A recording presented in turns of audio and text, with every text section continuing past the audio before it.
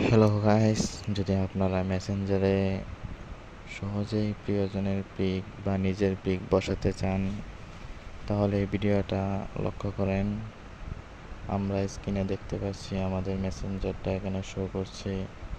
তারপর আমি এখানে একটা আইডির ভিতরে প্রবেশ করলাম। প্রবেশ করার পর উপরে দেখা যাচ্ছে তিনটা জিনিস দেখা যাচ্ছে: অডিও কল, ভিডিও কল। সাইটের যে অপশনটা আছে সেখানে চাপ দেওয়ার পর এখানে থিমে চাপ দিবেন। তারপর এখানে অনেকগুলো থিম শো করবে। তারপর এখানে আমরা থিমগুলো বেছে নিব।